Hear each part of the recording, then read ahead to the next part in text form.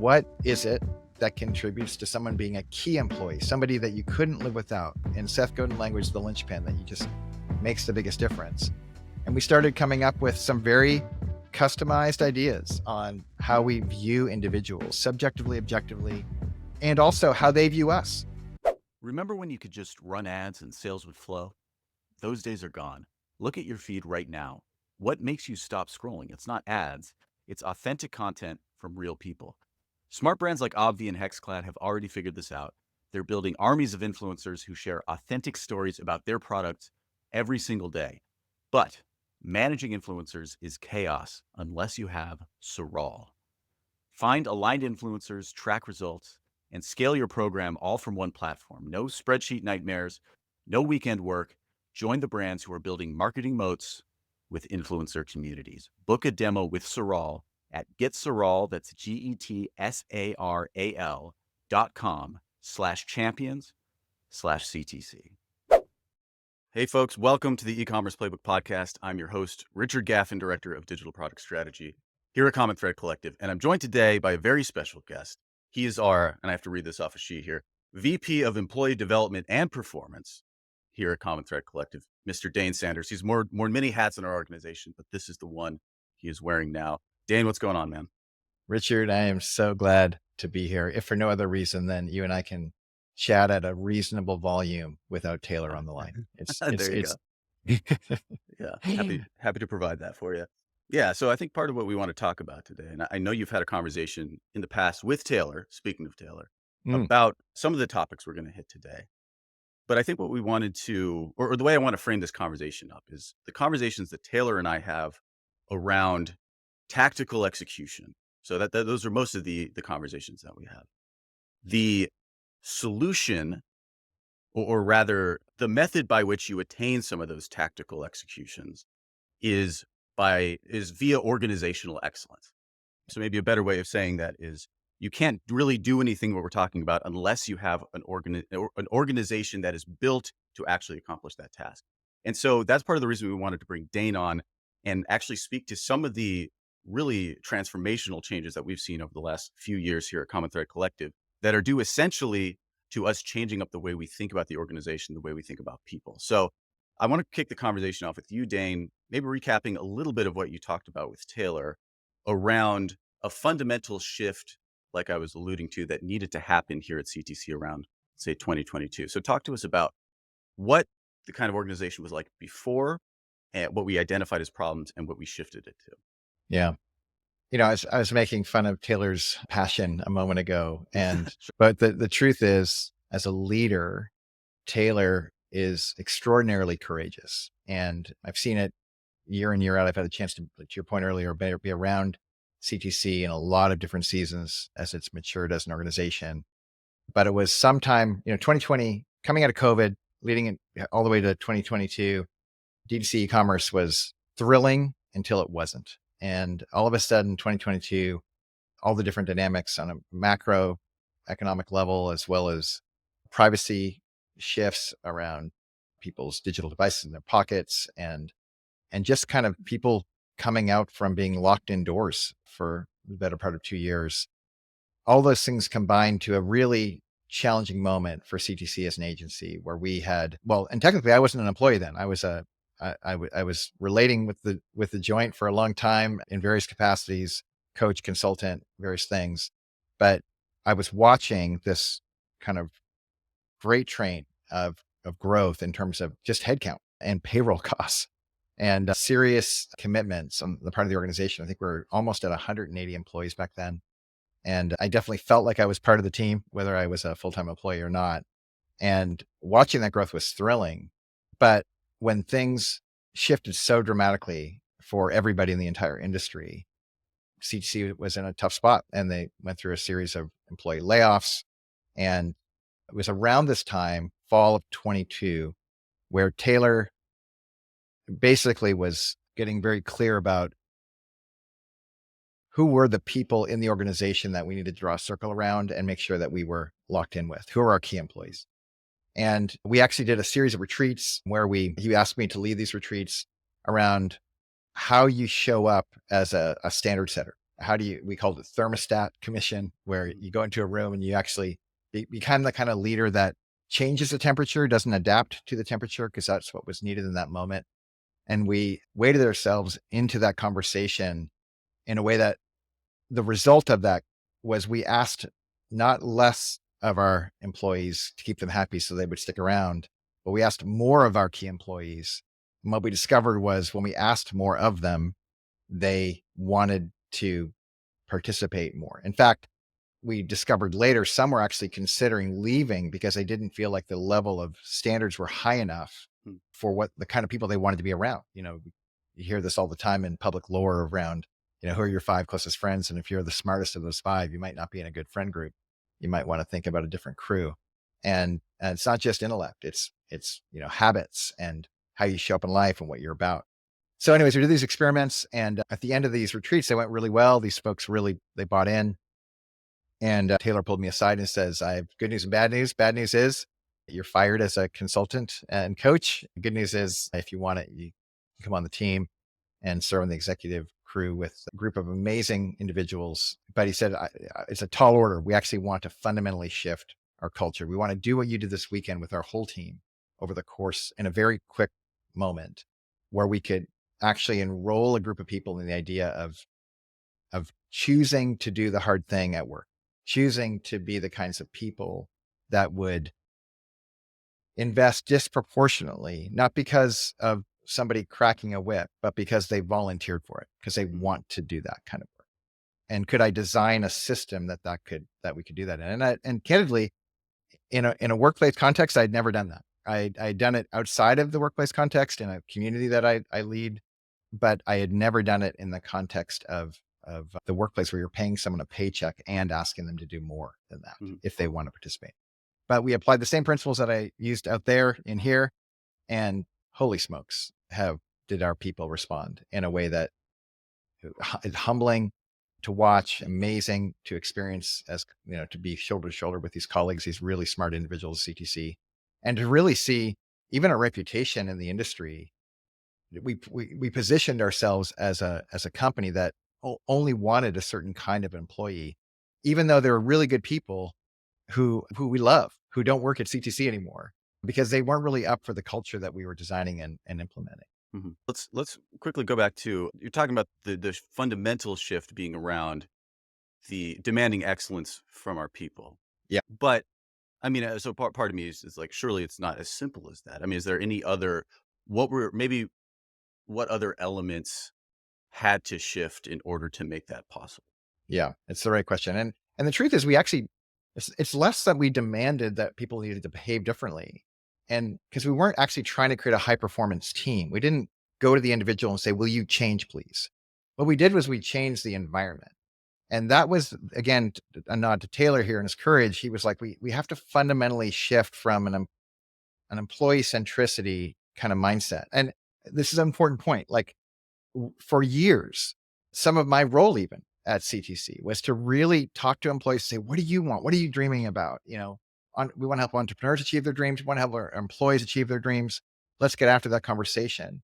And for all of the good intentions and maybe even seasonal value that we created, we had kind of created an entitled culture Mhm. where there's a portion of, not all, but a portion of our employee group that were kind of they were thrilled to work at CTC, and they were excited to see what CTC would do next to make their life better and easier and more comfortable.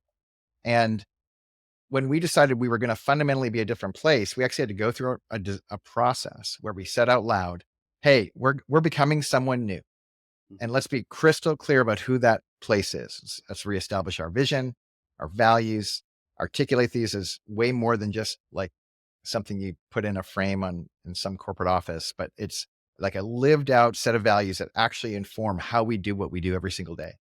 And we can talk about those if we want. But Mhm. the point is, we declared who we are now, and we basically said to the entire group of employees, this place might not be for you anymore.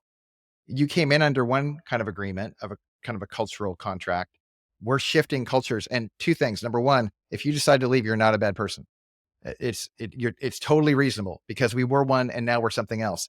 But number two, we are going to be this thing. It was an existential crisis. If we didn't actually become that thing, we were clear we were not going to survive. And what we really discovered was we put ourselves on a path to ridiculous thriving, like at a level that was entirely unprecedented in the 12 years of our existence as an Yeah. organization.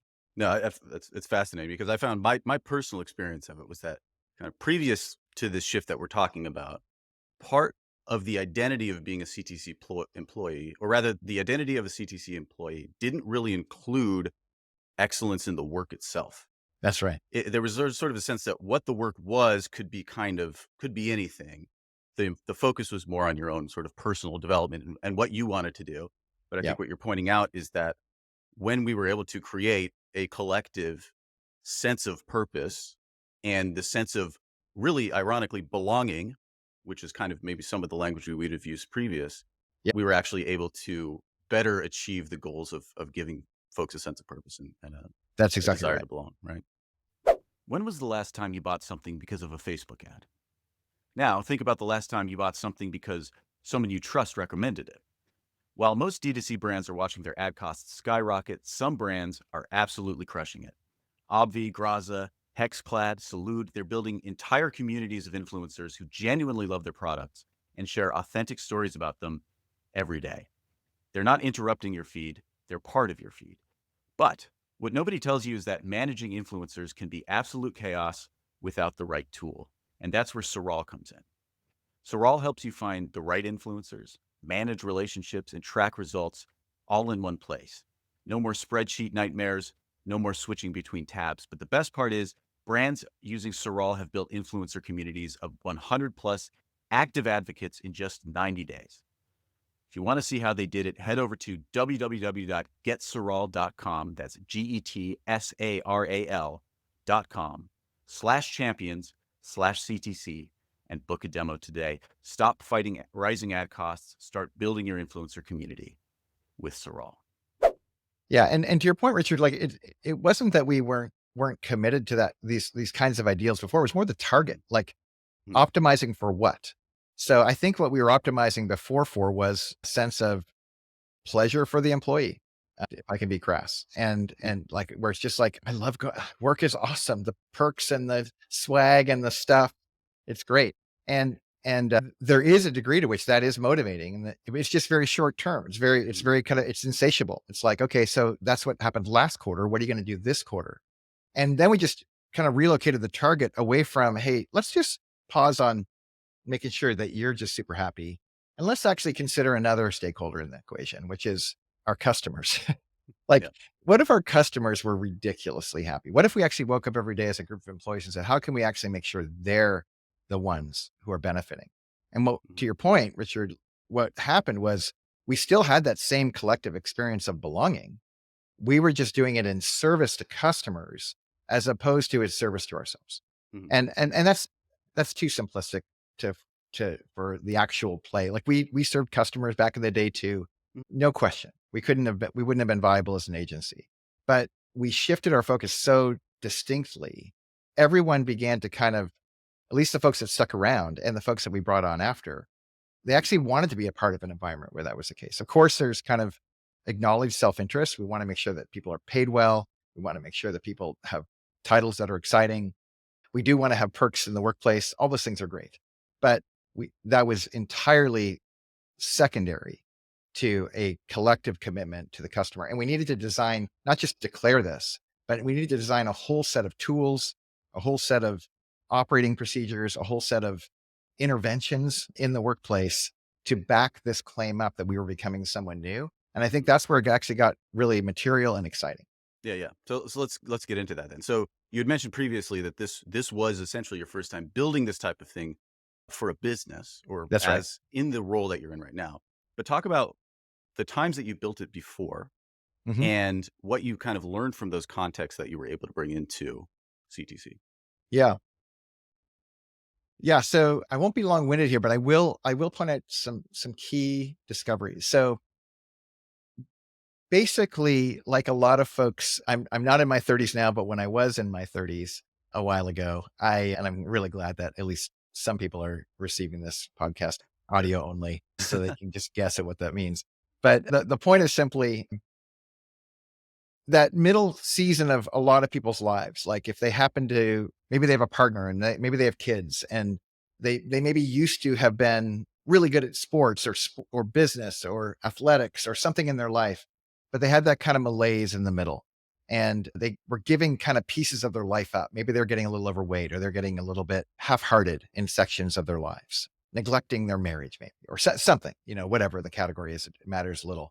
But in my own life, I had my own version of that. And I realized the design of my own life was such that it was not yielding the fruit that I wanted. Mm. And I had a buddy and a third friend, a guy named, shockingly, Taylor Holiday, who joined in on this project. But we created a small little community of people who did the opposite of that. It was like, how can we actually build our life to raise our hand around doing the uncomfortable thing? And then we systematize that. We build out whole kind of a, a prescribed practice that individuals could take on to build their life around doing hard things. And when they did hard things, there's this great line this guy named Jerzy Gregorek is famous for: hard choices, easy life; easy choices, hard life. And we built a whole community around that sense of ideal. And whether it was, when you eat, what you eat; when you drink, what you drink; what you don't eat or drink; when you work out; when you get in cold water; when you do an anonymous good deed for somebody; whatever it was that we resisted, that we could dream up, that we knew that if we did the thing, it would make us a better person. We committed to those things and I built my life around that. Then our community slowly built around that. Now we have this group all over the place that a bunch of people are participating in it. But that was the thing that Taylor first experienced with me. And then in me being involved in the organization, he had this idea of like, could you do kind of that stuff with our small group of employees? And then it was, let's apply it to in a properly designed function where we had the tools and we could actually engage in a predictable, strategic way to execute on these methods. So those were the kind of the ideas, but it was very different in the workplace, because it was one thing to have a community of people who said, hey, let's volunteer to do hard things together, and I could prescribe what to eat and drink and so on. You don't really prescribe what to eat and drink at work. It feels like it's a little beyond scope. So what we had to do was actually think through the lens of what it's like to be an employee at work, and what are we calling people to, and how do we design things to both incentivize, motivate people in the direction of doing the hard thing, but do it in a way where they have agency, where they're raising their hand and they say they want to go do that thing.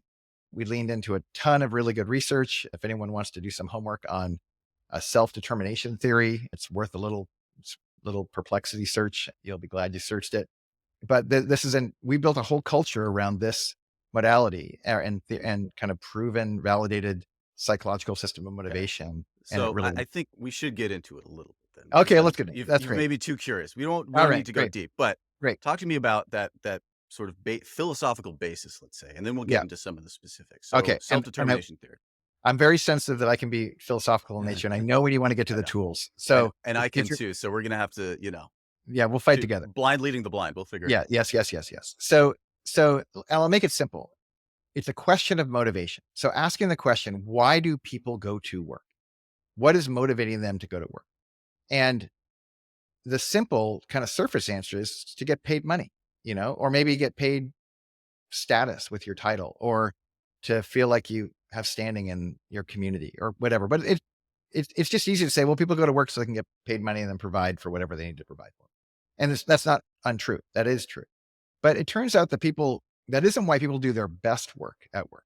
That's why people maybe go to work and will log time and do tasks that they're told, but it's not why they do elite level performance. And it turns out that elite level performance it takes a longer time. It's a longer time horizon. And that means you have to pay attention not just to short-term motivation, but also to long-term motivation. And this is where self-determination comes in. And really, we just identified 3 very simple things that we decided up front we were going to build our entire culture around. And those 3 things were first of all, agency, that I could lift my hand and say, I want to go do something that's difficult, because if I create the compression by doing that hard thing, I'm actually going to grow. I'm going to become better at something. So that's the first thing, was like, you are choosing to do the hard thing, not just forced to do the hard thing, but choosing it. That's agency in our world. Second, it was excellence or mastery or competence, whatever you want to call it. It's basically you get better at your job every day. And it turns out, if you look at all employees everywhere, it kind of breaks it into two groups. One is they just want short-term motivation things, and the other is they actually want to get better at their job every day. But it turns out, to point number one, you don't get to get better at anything unless you create compression, unless it's hard at some point. And that you choose the hard thing, agency, gets you to mastery.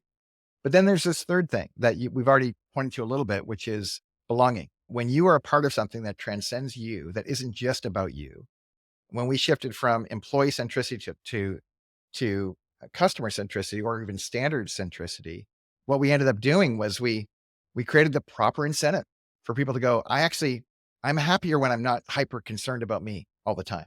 I need enough of a foundation to know that I'm taken care of.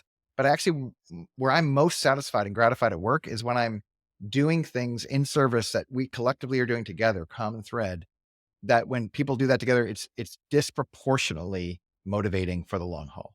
So agency mastery, belonging, or agency competency, belonging, we think of ABC. So agency, C is competency and B is belonging, it has been our first step of saying, how could we build a culture around that? So one of the tools that we have in our system is this thing called the collective index, where we actually measure every quarter how people are experiencing. Do they see the everyday life? Do they feel like they have agency? Do they feel like they are getting better at their job? Are they working with other people that promote them wanting to get better every day? And do they really feel like they're part of something special? And as what we've seen kind of quarter in, quarter out, is we're making really good progress as a culture. But then that's at the table for the more individualistic tools that we've also created.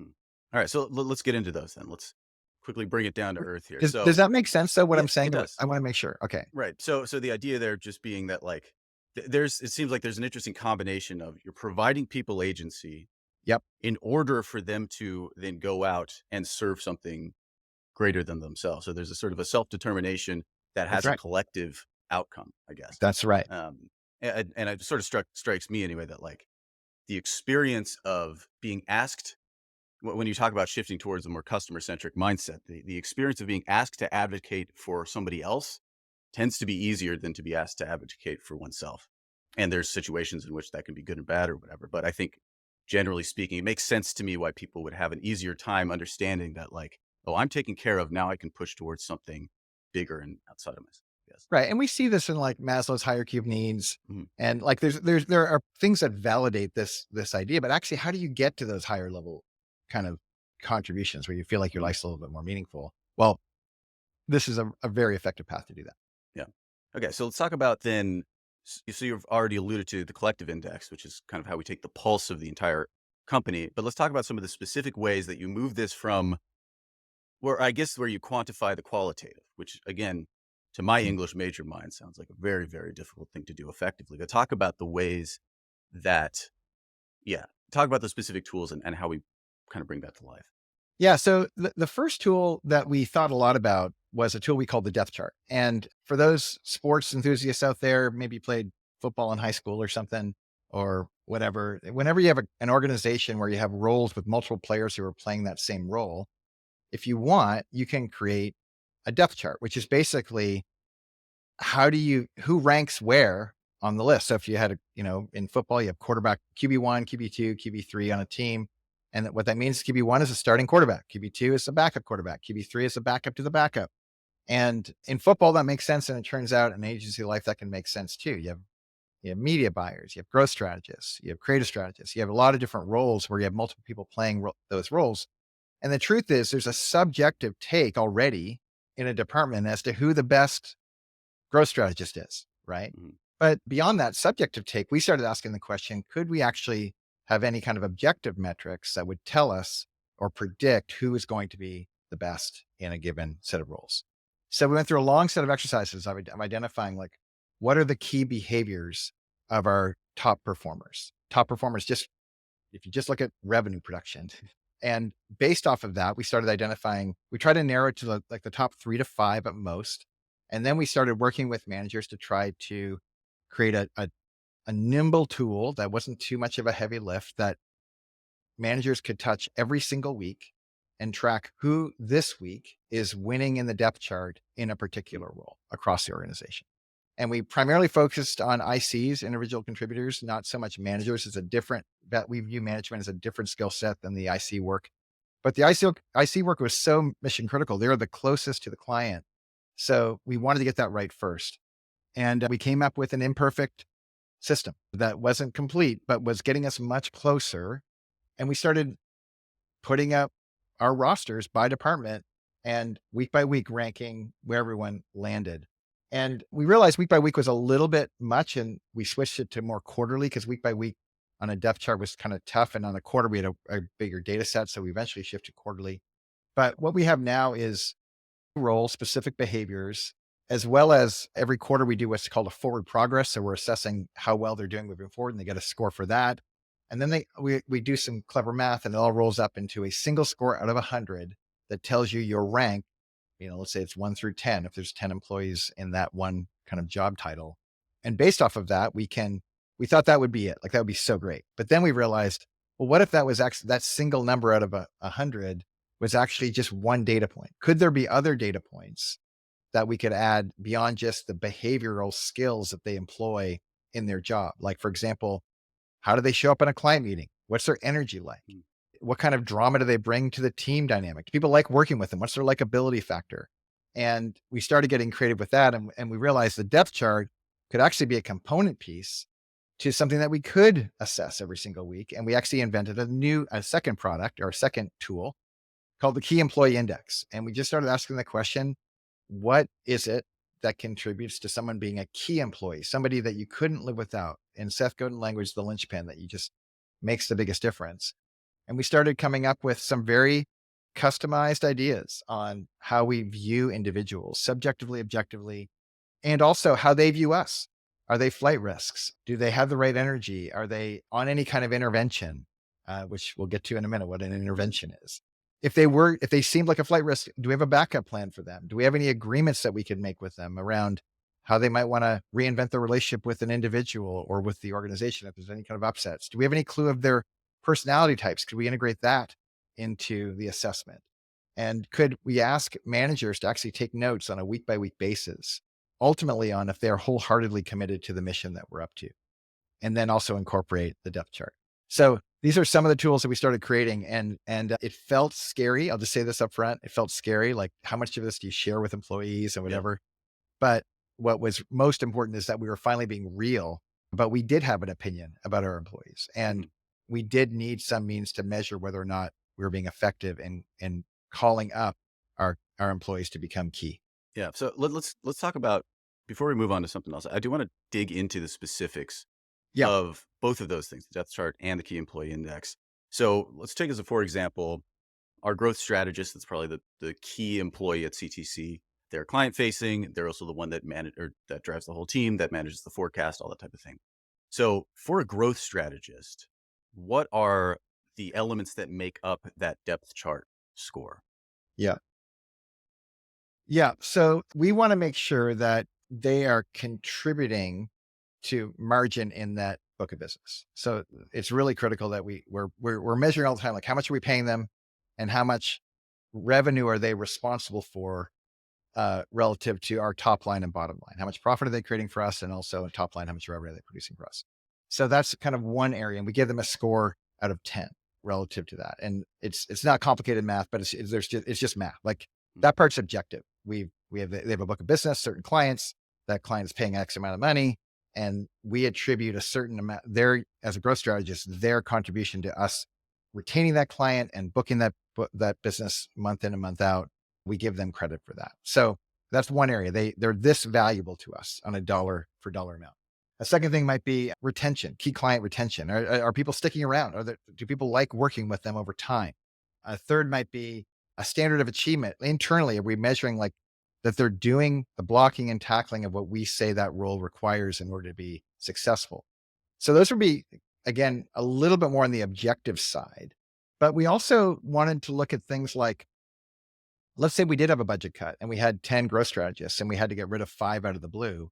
Where would we draw the line in a purely subjective, from the manager's perspective, head to head? And we actually We actually do the math on that too. Kind of like if anyone's fans of English Premier League soccer or any kind of soccer leagues out there, if you had a head to head Jane versus Fred and Jane won, Jane would get 3 points. And if Fred won, Fred would get 3 points, and the opposite would get zero. If they tied, if they were really seen as equal, they'd both get 1 point.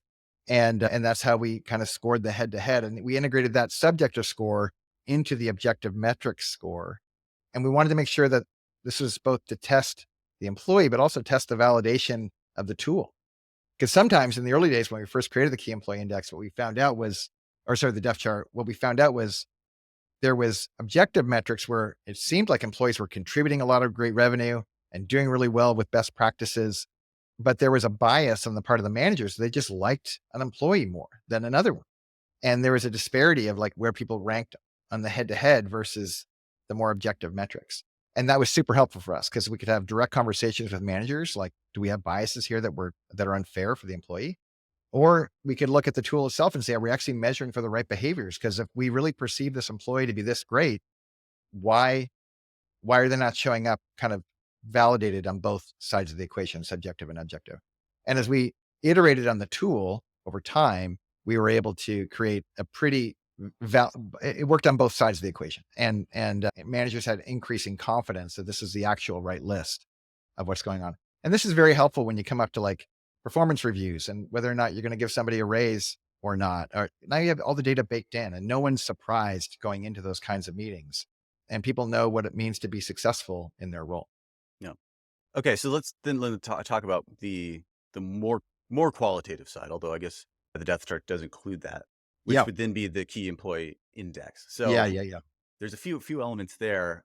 The most intriguing one is the rule of 10. So let's start off with that and how that kind of plays into Yeah. the So whole. credit where credit's due. The rule 10, I stole from a dear friend and colleague of mine, a guy named Dan Takini. And to my knowledge, he actually invented the rule of 10, although he's clever enough where he might have stolen it from somebody else before him. But the idea is simply this, that if you look at any group of 10 employees in the workplace as a starting point, you're probably going to have in rough statistical categories, 3 categories of people.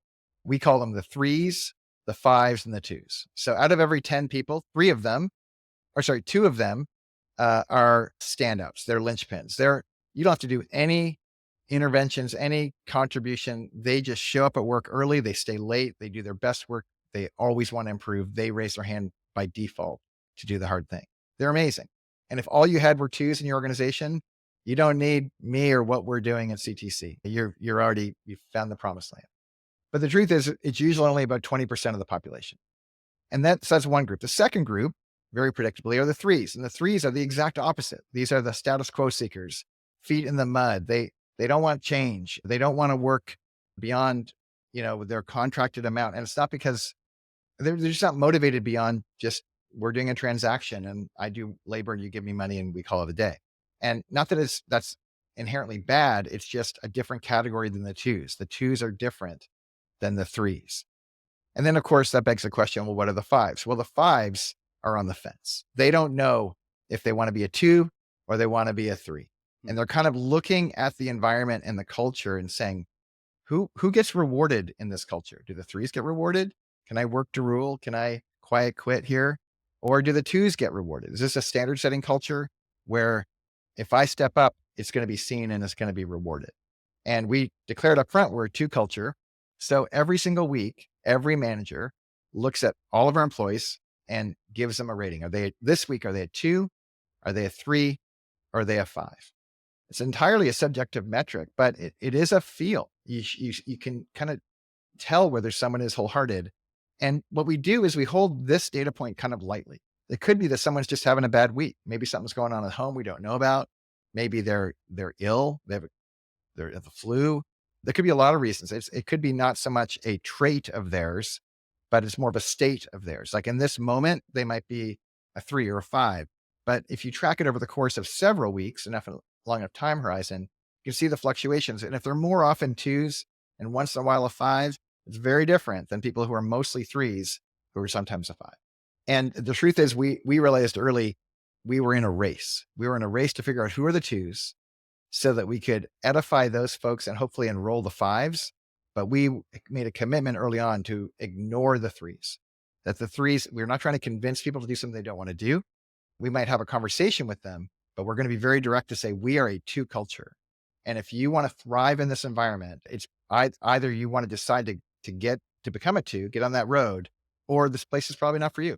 And this is where the transition, it was stark at the beginning because some people ended up leaving early 2023, but very quickly we calibrated to kind of a two culture, and we just have been a rocket ship ever since.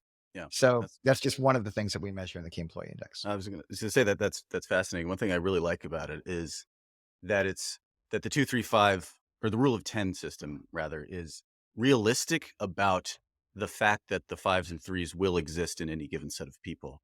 That's And then gives you, because you sort of understand where you, or you know where you stand, you're able to actually action against it in a way that you can't when you sort of talk about the culture. Everybody talks about their culture as being, oh, we're about all about performance and excellence and whatever, but there's no sense of actually figuring out whether that's true or not, right. or yeah, or any sort of follow up, I guess. Well, and really the rule of 10 was just the beginning, because then we started thinking, Mm, well, what else? Like we had one employee at the time, he'll go nameless, who's no longer with us, who was, he, he brought a lot of drama to the equation.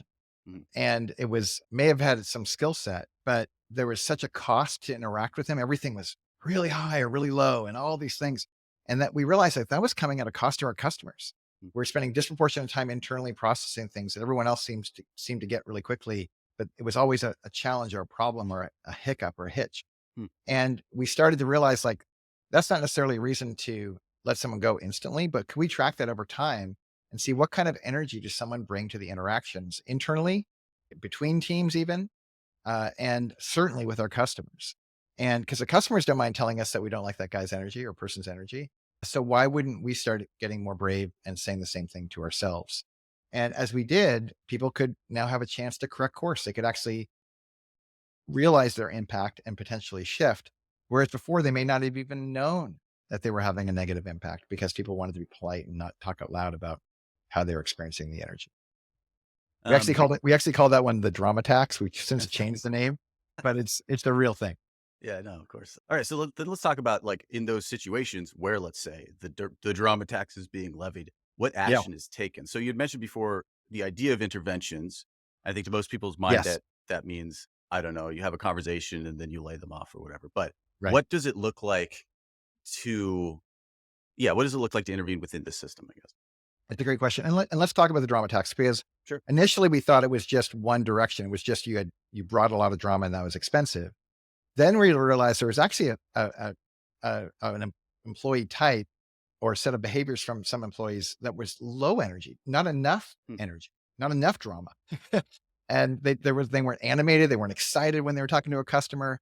And we realized, well, what if we could measure for that too? So instead of just saying it's a drama tax, we actually changed it to an energy quotient. And we said, and it was kind of the Goldilocks method, where we said, if you're too low, that's not going to be very good. If you're too high, that's not helpful. We want just right, like that kind of more mature, measured, thoughtful way of relating, where you bring the energy when you need it, and when you don't make it about you. And so that's what we call it, was the energy quotient. Well, inevitably, if someone has too little energy or too much energy, we had to, or just right energy, and they wanted to progress in the organization, we had to have a series of ways to support and challenge our employees to develop and perform. That's my job, VP of Development and Performance. And that meant that we needed to have, first of all, a base level sense of where people stood, and then get into real conversations about what they wanted in the workplace. So some of the interventions that we have, when I say them out loud, it's funny. It can sound so fundamentally basic, like, well, of course we do those, but not, in my experience, not many organizations build whole cultural norms around these basic things. So, for example, one intervention might be a request. Like the idea that I would say to another colleague of mine, hey, I experienced you as really low energy. I have a request. When we're in a call with a client, could you bring more energy? Maybe have a latte before you start the call. Like maybe make sure that you had a good night's sleep and drank enough water. Like whatever you need to do to put yourself in a position where you have the right energy. Because that energy, it turns out the likability factor with the client makes a big difference. So something as simple as a request, or hey, you're an external verbal processor and the client we're working with just wants to get to the point. You might be perceived as bringing too much drama to a conversation unnecessarily. My request is, could we pre-process in advance so that when you get on the call, we're just to the point and on task.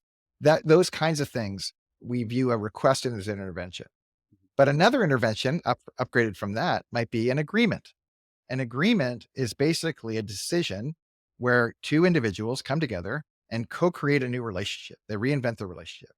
So let's say you have two employees within a department that just they have a personality conflict, they butt heads all the time, and maybe they've known each other for a long time, so they have a bunch of old experiences and stories they can tell about each other, and we need them to work better together as an organization to be effective. Well, we'll have a facilitated conversation where I will sit down with two individuals and we will talk about what would it, if you could wave a magic wand and create a new reality from what you have right now, what might that be? And can we actually articulate that on paper and like actually document it, sign it, decide I'm choosing to show up differently for the sake of reinventing this relationship. And we've seen great effectiveness with people just having a chance to be honest about how things are currently, how they're dissatisfied, and have a chance to contribute to what the new relationship is going to be, as opposed to just being told you got to change and be different. So that would be another kind of intervention. And they keep ratcheting up from there. So we have requests, we have agreements. We also have, you mentioned earlier, kind of if things are going in the negative direction, performance improvement plans are not uncommon in organizations. Maybe before that, they might get a verbal warning. We do those things, right? If someone's out of alignment with what we've declared is appropriate for a given role, we have those things in place. But we're also a high performance culture. So we realize we need to design some other interventions that were actually for the twos and the fives, the people that actually wanted to get better at their job every day. So we invented a thing called the VIP or voluntary improvement process. And we've had people at the highest level, VP level people, raise their hand and say, there's a skill set that I'm not fantastic at, but we have a subject matter expert in the organization. Could we create a facilitated mentorship where that person helps me get better at that thing? And we've seen tremendous success. We've seen people go from directors to VPs, from managers to directors, just because they raise their hand to do extra work above their job in order to get better at a skill in a more expedited way through this facilitated apprenticeship. And we're thrilled by it. We're upgrading our own people without having to go outside the organization to, hire for, higher level skill set roles. Yeah, I Those was gonna kinds. say, like, one thing that I like about this set of interventions that seems like it distinguishes it from a lot of the way interventions are treated in organizations is it gives it gives employees a framework for airing grievances diplomatically. That might be a way to put it, Sure. which is that it's okay to speak up about something, and here's a very specific language in which that you need to speak up about it, so that it doesn't just become, I don't know, passive aggression Yeah. or Or you're yeah, you're a complainer or just you're complaining, yeah, right? 100%. Mhm. Yeah. It's funny you say that. One of the things that we're very fortunate to have is an executive team that wanted, and I keep pointing to Taylor because again, he's been a friend of mine for a long, long time, but I'm so grateful and impressed with his willingness to create space for these kinds of things. But we have a thing called like level up coaching where Mhm. any individual in the organization can jump into a coaching call. It's it's not like a therapy environment. It's very much a performance oriented conversation, but it's really around, hey, this is where I'm at, and I need to process in an environment that isn't going to distract from our work on behalf of the client. I really want to just have input on how I'm relating with my colleagues, my work, my clients. Maybe there's things beyond the workplace that they want to figure out how to integrate and navigate in, or they have aspiration, or they want to process where is their career going and how could they get there. And we have people on regular rotation. Some go every other week for months and months and months. Some come in for like quick hits. But even to have space for that to be in play has been remarkably helpful, even just from a client or from an employee retention perspective. Mm, You know, a lot of employees are quietly harboring a lot of ideas and thoughts and feelings. And this gives a place to get that out that's appropriate, that doesn't distract from the work, but also really helps them get clear about why they're here and why they want to keep doing their best. yeah. So I think it would be interesting to talk about, as we're kind of wrapping up here, about, so this has been going, or like, this system has been under construction and then in operation, let's say, for about 2-ish years, maybe Yep. 3. two and That's a right. half. And Sure. in that time, what what feel like the current not drawbacks, but like where do you feel like there's still opportunity? Where do you still feel like there's some struggle in bringing this to life? Yeah. So, well, first of all, we had to make sure that it was effective, right? So Mhm. again, going back to the very beginning, we made a bet on short-term and long-term motivation. And if we created an environment and designed tools and systems for measurement to see if that environment was effective, we thought this would create high performance. And it was really a high performance environment. And we draw people in and keep the right people and so on. And that was great.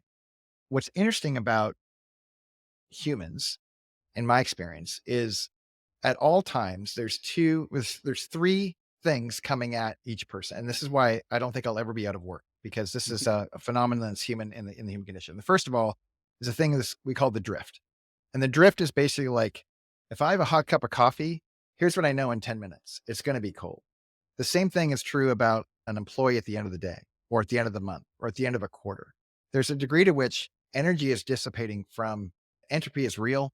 We're up against it. At the end of a long life, you get tired and you die. Like there's a sense in which we're all in 24-hour windows and 7-day windows and 30-day windows and 6-month windows and 3-month windows and 12-month windows. There's energy that we need to recapture because we know it's going to dissipate in time. And because of that, we are never off the clock when it comes to this work. There's no set it and forget it. We are constantly aware that if we don't keep reminding people who we are, what we're about, reinforcing it with our behavior at the highest level of leadership, and keep looking for ways to refine these tools and measurement, we're not going to be effective. The second thing that's always true for humans all the time are what we call whirlwinds. Like we have an employee on bereavement right now. We have people they go through splits with partners, and they just go through hard things. They have babies, and that's kind of complicated, and life changes pretty quickly. And we want to account for those whirlwinds and make sure that we have enough slack in the system where we can account for that. So this informs how we do things like if we know that an employee's job, we should expect this much of an output from this much time, we build a little slack into that so that we can account for the whirlwinds that show up in life. But the thing that's the most thing that the biggest challenge that we always are aware of and that we're always course correcting for is that the easy way is always the attractive way. That when people are unconscious at work, it's just so tempting to go, I want the path of least resistance, because that's how humans are kind of wired. And humans aren't bad for that. We get that. I'm wired that way. You're wired that way. So what we need to do is index against that and say, how do we constantly invite people to this notion that when you choose the hard thing, you actually are going to get a better sense of satisfaction. It's delayed gratification 101. When you delay the gratification, you're going to get a better return on your efforts. So do the hard thing early so you can get the better thing later. And we just are perpetually reminding people of that. And I think probably some of our biggest opportunities in the days to come, especially as people get scared around, innovations with AI and all the different technological advancements that are coming to people. Are their jobs going to shift radically? They are. And how do they keep waking up every day and saying, I want to keep doing the hard thing without being too fatigued or too beat down and so on. So I believe we have found some pretty special sauce where I get to work every single day with a group of people who are, this is not like company marketing baloney. Like people really want to work here Mhm. and they want to make a difference. And they might have had bad days or bad moments, but when they see it, more often than not, they course correct voluntarily and index towards the hard thing. And as a result, they're happier at work. Mhm. We won't have them forever, but we are confident they will look back with a great sense of gratitude that for the season we had them and they were here and part of this, that it was a pretty special thing. So lots of headroom, lots of room to grow all the time. We're never done, but I feel like we've set a really good foundation. Yeah. So let's talk then about the I mean, there's the one question I like to ask everybody, and I usually ask Taylor, which is that if you could, for many of our listeners, they're not even at a point where they've started thinking about putting this type of structure into place. Yeah, that's right. But what is the one thing that you would do to begin to shift, let's say, your company culture towards something like this? Yeah, I would absolutely look at an atomic level perspective. So whether if someone's listening to this and they're just an individual operator, they're doing their own thing, or they're part of a scaled enterprise level business and they're, wherever they fit in between those two realities, it still comes down to the individual deciding that every day when they wake up, they see that the best thing they could do for themselves is to choose to do the hard thing. Mhm. Choose to acknowledge what you're resistant to and move toward the hard thing. And we see this is not uncommon. We see this in high performance sport. We see this in high performance academics. We see this in like the people who win the Nobel Prize of anything didn't drift their way to winning that Nobel Prize. They did something really, really, really difficult. And they're more satisfied more often than the people who decided to let the drift take them wherever the drift was going to take them. Mm. And when you can get clear that you want that, you want to live in a kind of an excellent environment, here's what's going to happen. And I want to warn people up front that even though I'm recommending this, there are consequences. You might become dissatisfied in the environment you're in. You might realize that your colleagues aren't up for those same things. And my encouragement, if that's true and you want that, it's worth a conversation with the leaders around what could it look like to start making incremental steps towards building a culture of excellence. Because what we have found is people are more satisfied at work, not less, when more is asked of them, but when they have agency in the process. Mm-hmm. And so I'd go back to Jerzy Gregorek and I'd say, choose the hard thing, have the better life, and do it at an individual level at work, at home, in your personal life, wherever you can find it, find the grit to do that work. And you're going to be uncomfortable in the front end, but satisfied in the back end. And if you can make that a habit and a practice in your life, you will live a fantastic existence. Love it. All right. Well, wise words from you, Dane, as always. Appreciate you being on. For those of you, again, I say it every time, if you want to work with us, commonthreadco.com, hit that hire us button. We'd love to talk more, but we will talk to you next time, folks. See ya. Thanks again for joining us. Thanks, Richard.